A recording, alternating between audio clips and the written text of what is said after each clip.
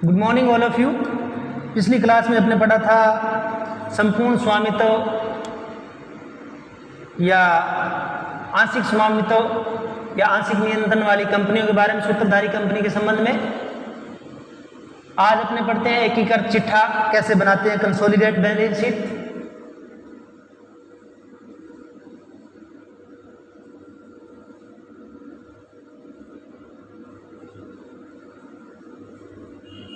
एकीकृत चिट्ठा BCom part second. एकीकृत चिट्ठा बनाने से पूर्व संस्था पे नियंत्रण या कंट्रोल किसी संस्था का कैसा है, सूत्रधारी कंपनी ने संपूर्ण नियंत्रण बना रखा है या आंशिक नियंत्रण है, दोनों के संबंध में भी क्या है, अपने को एकीकृत चिट्ठा बनाया जाता है।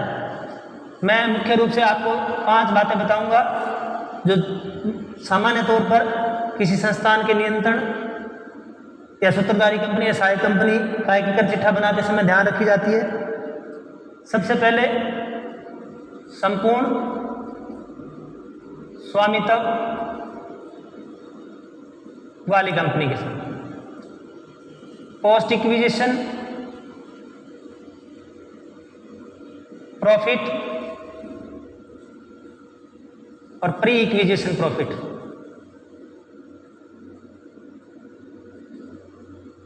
इसकी गणना कैसे की जाती है, अपनी पिछली क्लास में पढ़ा था। पोस्ट इक्विजिशन प्रॉफिट क्या होता है, प्री इक्विजिशन प्रॉफिट क्या होता है, इस संबंध में अपने पहले कर चुके हैं इस टॉपिक को। दूसरा, net worth of subsidiary company.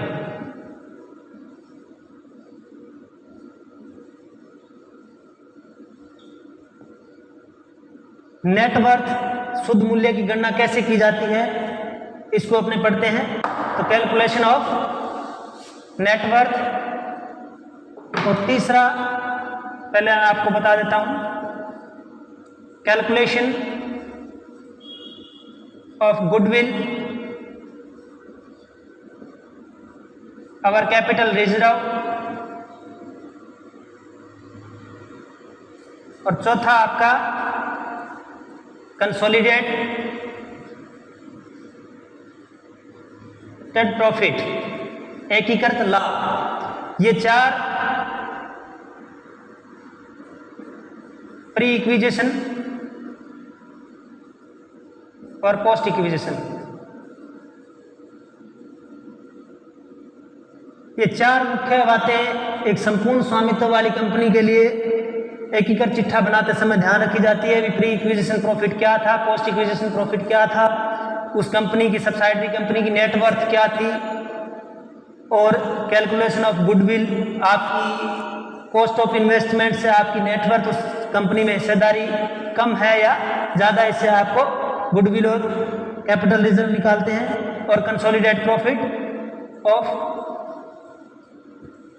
H limited या होल्डिंग कंपनी, दोनों का प्रॉफिट। तो सबसे पहले आपने प्री इक्विजिशन और पोस्ट इक्विजिशन के बारे में पढ़ चुके हैं, अब पढ़ते हैं नेटवर्थ। अब 5वीं बात मैंने बताया minority share holder.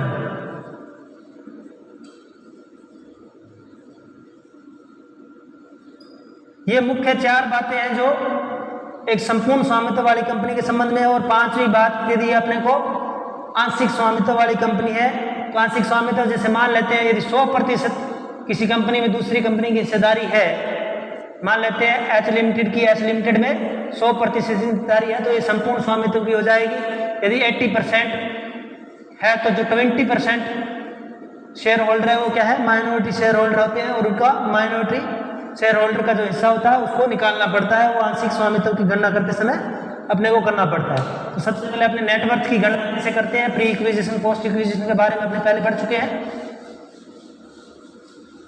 Net worth calculation of net worth. पहला, paid up capital,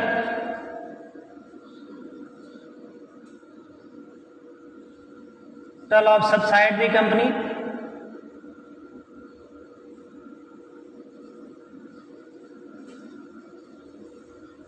subsidiary company की नेटवर्थ पेड अप कैपिटल क्या है, उसमें ऐड करते हैं opening balance of capital reserve और जनरल रिजर्व। जनरल रिजर्व और कैपिटल रिजर्व का ओपनिंग बैलेंस ऐड करते हैं। Opening balance of profit and loss account और statement of profit and loss account. उस कंपनी का, सब्सिडरी कंपनी का ओपनिंग बैलेंस क्या था उस वर्ष का, उसको उसमें ऐड करते हैं। तीसरा आपका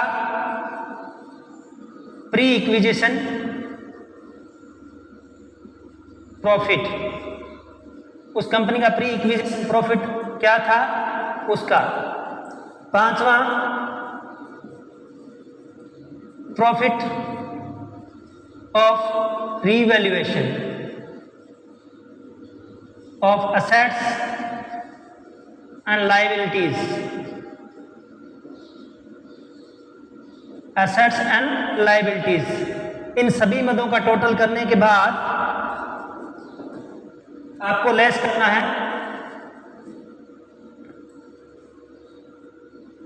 trading loss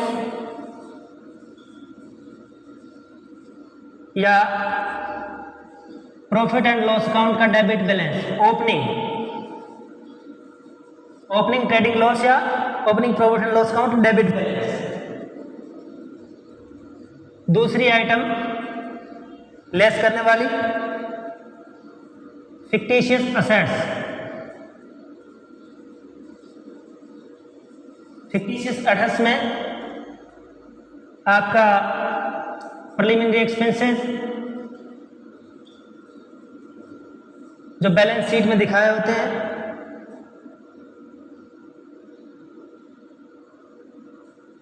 premium on redemption और प्रेफरेंस शेयर, ये कुछ item, underwriting commission,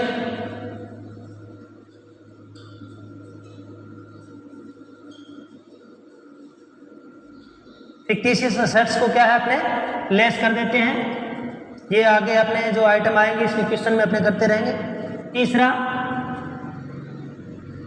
loss on revaluation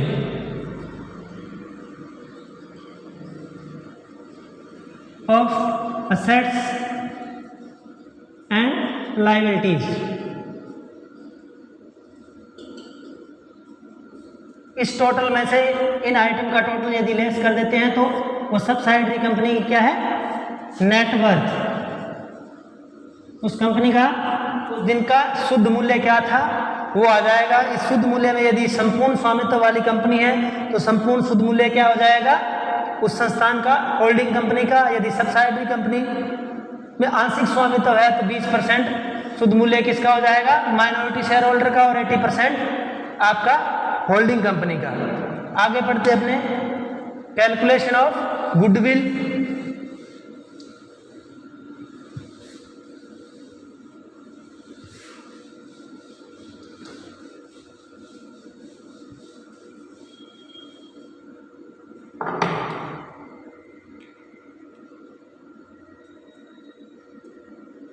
तीसरा टॉपिक कैलकुलेशन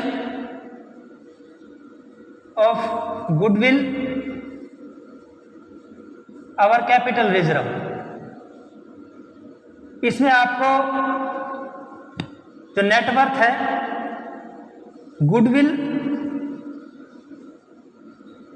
के लिए cost of investment minus net worth, तो आपका क्या आ जाएगा, गुडविल। उस संस्थान ने, होल्डिंग कंपनी ने जो इन्वेस्टमेंट किया था उसकी लागत में से यदि उस कंपनी में उसका हिस्सा, नेटवर्थ में उसका हिस्सा लेस कर देंगे तो आपको क्या हुआ, गुडविल प्राप्त होगी। उसने पैसे, उतने एक्स्ट्रा जो पैसे दिए गए वो क्या है, गुडविल के संबंध में है। और कैपिटल रिजर्व उल्टा हो जाएगा, net worth minus cost of investment, यह आपका कैपिटल रिजर्व उस संस्थान का। अब कंसोलिडेट बैलेंस शीट बनाते समय यदि गुडविल है तो गुडविल को, या कैपिटल रिजर्व है तो कैपिटल रिजर्व की आइटम को आपने उसमें दिखाना है। तीसरा आपका कंसोलिडेट प्रॉफिट, चौथा आपका कंसोलिडेट प्रॉफिट, एकीकृत लाभ।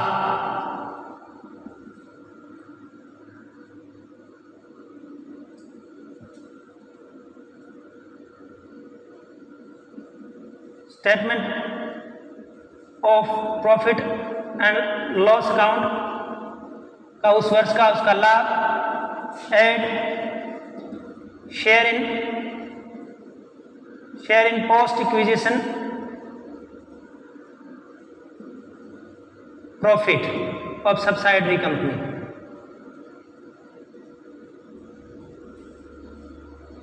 एकीकृत था सूत्रधारी कंपनी का, जब बनाते हैं तो सूत्रधारी कंपनी का जो उस वर्ष का लाभ है उसमें आपको add share in profit post acquisition profit of company, subsidiary company का जो लाभ है वो जोड़ दोगे तो आपका क्या आ जाएगा, कंसोलिडेट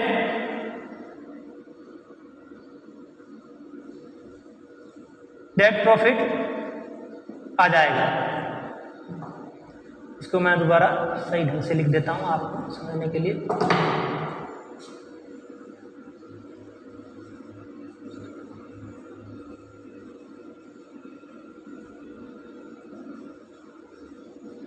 प्रॉफिट, ये बात है। अब आंशिक स्वामित्व वाली कोई कंपनी है तो उसमें आपके एक आइटम और आ जाएगी, माइनॉरिटी शेयर होल्डर का हिस्सा जो अपने कैलकुलेशन करना है। ये चार बातें जो बताई है वो मुख्य रूप से संपूर्ण स्वामित्व वाली कंपनी के लिए भी है और आंशिक स्वामित्व वाली। पांचवी जो आइटम है माइनॉरिटी अल्पमत अस्तारी शेयर होल्डर,